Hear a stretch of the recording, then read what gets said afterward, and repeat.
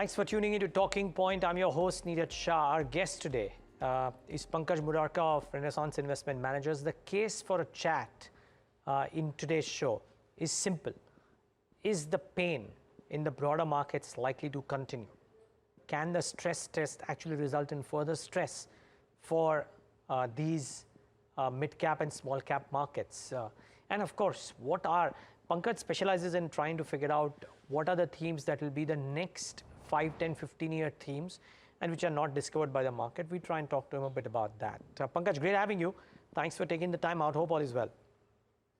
Good morning, Niraj. Absolutely. It's a pleasure always to talk to you and your viewers. Thank you, Pankaj. Pankaj, I'm throwing in a bit of a spanner in the wheels, if you will, because the last few days or the last month and a half has been marked by severe volatility and downsides that have come in at the broader end of the spectrum. Is this the end of the small cap story for the time being? No, not really, Niraj. I don't think so. Just to put broader views in context, I firmly believe that we continue to remain in a bull market. Having said that, it's a matured bull market because this March, this bull market is now 4 years old. Bull market started in the middle of COVID lockdowns in March of 20. So what I would like to highlight is this is a matured bull market. In that context, I think, and given the fact that it's a matured bull market and equity as an asset class tends to be volatile, I think that's the nature of the beast. There will be volatility. Last year, calendar year 2023, we've had euphoric moves in mid caps and small caps. So we're seeing some pullback of that. Obviously, there are pockets of markets and more so in mid caps and small caps where there is a significant diversion or gap between fundamental valuation and stock prices, and there'll be a mean reversion. So I think we're going through that. I think it will be a good and healthy correction in the market that we're undergoing. And I still think that the broader bull market from equities perspective remain very much intact. My view is that we are somewhere mid-cycle in this bull market. So I still think that this bull market has a longer to go. Okay. Would the bent of an investor like you who is adept at identifying long-term themes which are not known to the markets at large or not discovered well, would the bent of an investor like you be towards larger stocks now, considering that there is a bit of a pressure at the broader end of the spectrum, or not quite? Yes. So from a relative value perspective, you're absolutely right that we find more value in large caps versus mid and small caps. Just to put in context, what typically happens in every bull market, and this happened in this bull market also, at the start of the bull market, so in March 20, when the bull market started, mid caps and small caps were trading at 20, 30, 40% discount to the large cap indices. Today, we are at a stage where the mid cap index and the small cap index are trading at premium to large cap indices, again, which is very normal in a bull market to happen. So obviously, valuations in mid cap, small caps are extended. From a relative value perspective, we find more value in large caps. Having said that, we find enough number of mid caps as well, or small caps as well, which are far more quality oriented with solid business models, and which will still do well over the next 3-5 years. So we find value on both sides, but on the relative value perspective, you're right that large caps looks more attractive at this point of time from a risk-reward ratio perspective versus mid and small cap. Okay. Well, one more reason for stress in the mid cap and the small caps, viewers, is several fund houses declaring the results of the stress test. Now, in case you're wondering what that is, Alex joins us with some very quick details of the same. Alex. Absolutely, Niraj. So I was speaking to the chief risk officer of one of the mutual funds here just to get clarity on some of the aspects that were unclear.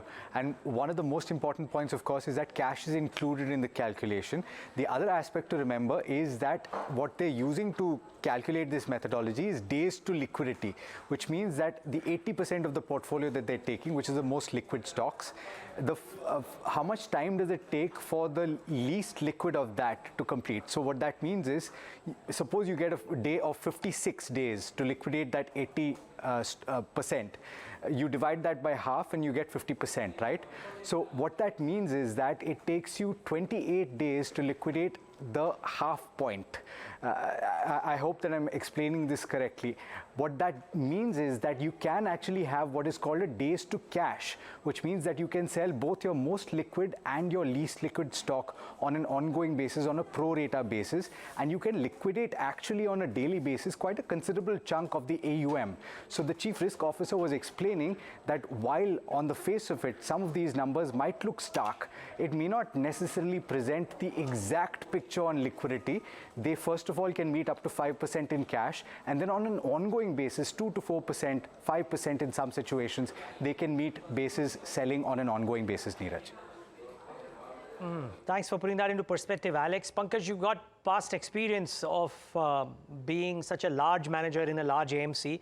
Is this stress test a big nervous development, or is this something that is acceptable? No, not really. I think it's a good development that the regulator is being proactive and asking fund houses to disclose some more statistical details about the funds so that investors have access to this information, and more importantly, they can take informed decision.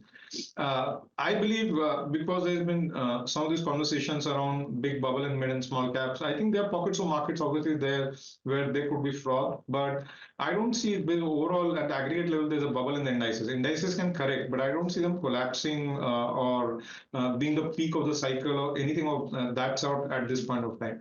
And the other thing I want to highlight is, see, that's the nature of the beast. Equity markets inherently are prone to bubbles, manias, and busts.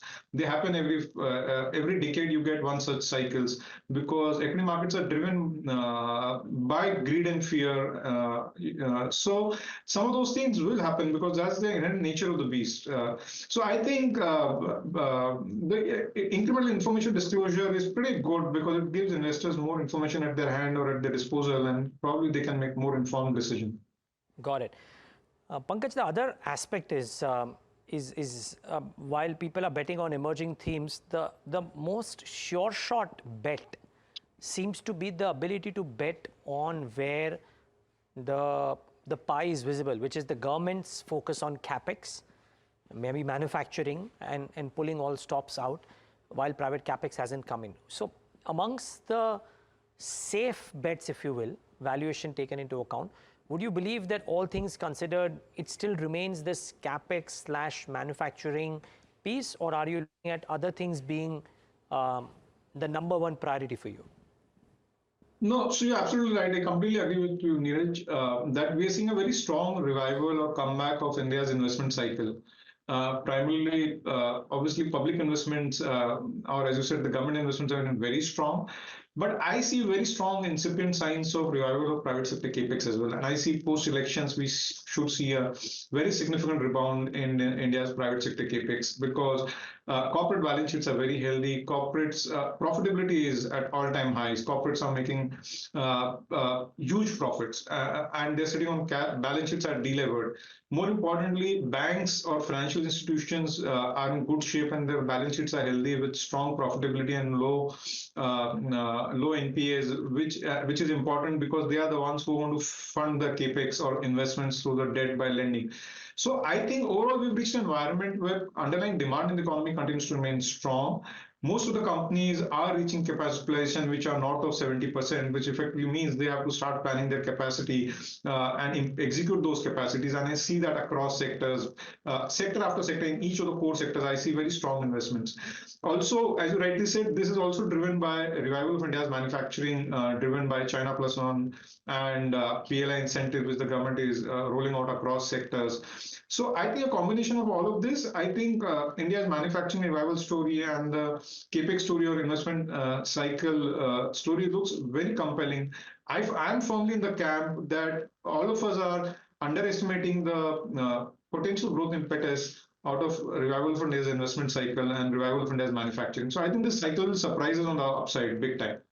Pankaj, we've spoken at length about some of the themes that you've liked. Now, the reason why it's important to rehash or highlight some of those again is because valuations may actually have become reasonable in some of the broader market themes for sure. So post Q3, post commentary, post the shakeout in the mid cap and the small cap space, what stands out as numero uno amongst the emerging themes? So while, as I said, Niraj, the whole engineering and capital goods space riding on back on investment cycle continues to remain our one of our preferred themes or bets and companies within the sector, because we think some of the fastest growing companies of India over the next 5 years will emerge from that sector. Apart from that, we've been fairly positive on healthcare and IT as a sector, because we think one, IT is coming out of a prolonged slowdown of the last 18 months, and we see strong signs of revival of IT investments by global companies in the second half of this year, and Indian IT companies should be a big beneficiary of that.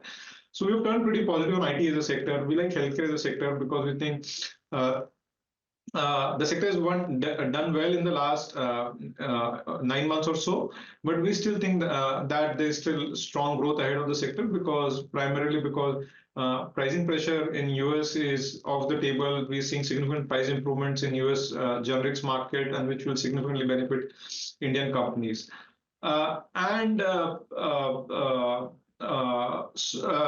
we also think financials which have underperformed for a broader part of last year should make a comeback in the second half of this year. So these are some of the things or companies within these themes are what we like, Neeraj, in terms of what we are owning.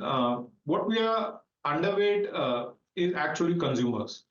We think the economy has gone through cyclical consumer slowdown over the last 12 months, and it got accentuated because of a poor monsoon last year.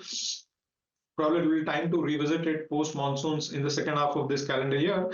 Having said that, the sector also had headwinds of very expensive valuations, and on top of that, when you have a cyclical slowdown, which is what we've seen, consumer companies have actually underperformed over the last 2 years. So we still continue to remain underweight consumers as a sector. Interesting. When you're betting on IT, Pankaj, and you track this so closely, I find it difficult to debate with you at all. But the point is at least the recency of trends. I mean, there's this Naukri job speak IT index which showed the hiring. That is also not picking up. So what gives you this confidence about a change in trend at all? Neeraj, there is a very fundamental shift that is undergoing in the world, and which is probably we are maybe 4 quarters ahead of the cycle, and that's all driven by this generative AI. I think in my my professional career of 26 years, this is the biggest transformation that I'm seeing is going to take shape in the IT industry worldwide, and will change life for each and every industry and consumers all over the world. Businesses will have to prepare for that, and they'll have to make significant investments to transform themselves to meet the expectations of the consumers as consumers transform themselves, adopting AI solutions. So I think we are at a cusp of a point, maybe probably 4 to 6 quarters ahead, where we'll see the biggest investment cycle in IT sector, which will play out globally. I think this wave of IT spend that we'll see over the next 5 or 10 years, typically IT spending cycles, when you get a new technology, that wave lasts for probably anywhere between 7 to 10 years, which is what I've seen in the past with, let's say, the enterprise wave or the cloud digital wave and so on and so forth.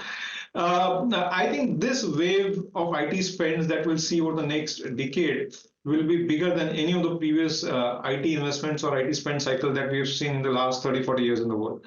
So when I look at the IT industry from a slightly more medium-term to longer-term prism, I feel very excited about the prospects of this industry. As I said, we could be probably 4 quarters ahead of the street or of all of this actually translating into business growth for companies, but I think it's certainly coming.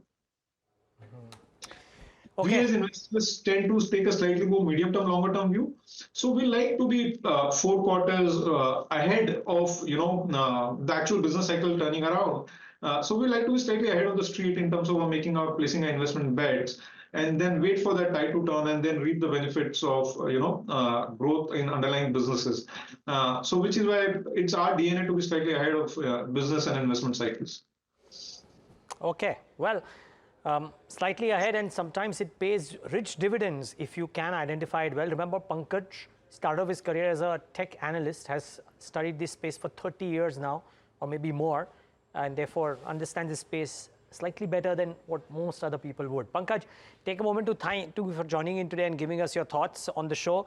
Much appreciate your time. Thank you very much, Niraj. It's a pleasure as always talking to you. Yeah, likewise. And viewers, thanks for tuning into this edition of The Talking Point.